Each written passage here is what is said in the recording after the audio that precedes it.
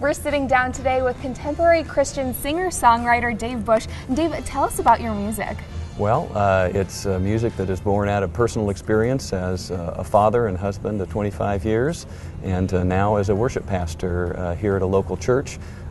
Songs that are coming from my own life experience of raising kids, trying to hold a marriage together, being in business. So a little bit of different perspective than a lot of artists that are very young and writing from maybe big questions about God or whatnot. God has allowed me to write from maybe a little bit more of a mature perspective in what I do because I've walked with the Lord for many years.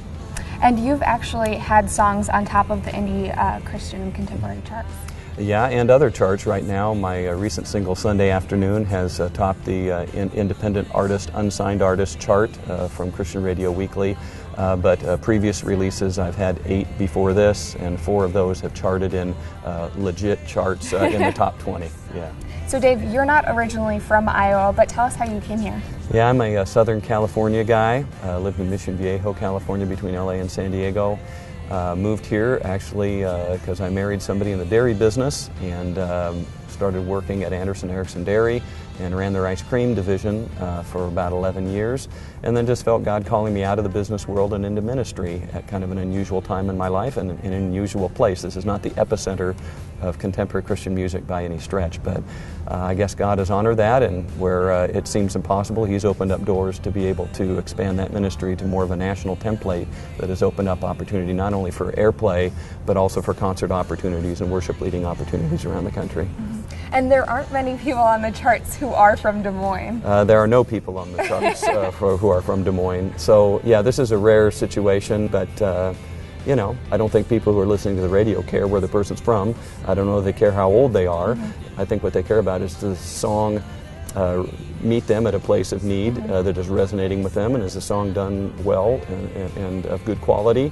That's what matters, and apparently that's all that's really mattered to help me get airplay. So for people that haven't heard your music, how would you describe it? It would be a very adult, contemporary, mainstream kind of a pop rock sound. And who are your inspirations as far as music goes?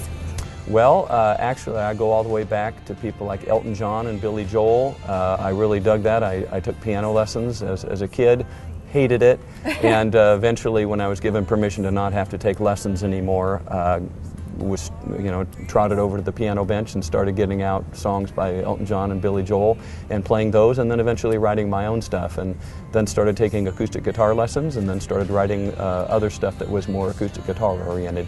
But a lot of my vocal style and some of the stuff that's written on keyboard, people would probably say, you know, that sounds a little bit like, you know, some of the stuff I used to like from Elton John or Billy Joel. Mm-hmm. And what got you into music originally? You know, it's one of those things that I think it was literally you're just kind of born with an ability and a desire both to use that. I guess in my early years it was a way of expressing teen angst and disillusionment and a lot of songs about girlfriends that, you know, and relationships that didn't work out and whatnot. But as I grew and grew in my relationship with the Lord, it became an overflow of what was going on spiritually in my life, and because of what was happening in the music scene and contemporary Christian music becoming a format and something that was getting radio airplay and sung in churches, it became acceptable as a medium of expression outside of, say, choirs and hymn books. Mm-hmm. So it kind of evolved. Yeah, and so I was now able to use the musical styles and the things God was teaching me and be able to use it in a local church, and then eventually as CDs came out and it got on some local airplay and so forth, and that has kind of blossomed into something that's become a national template with radio. And Dave, some of your previous singles have had some well-known artists as duets.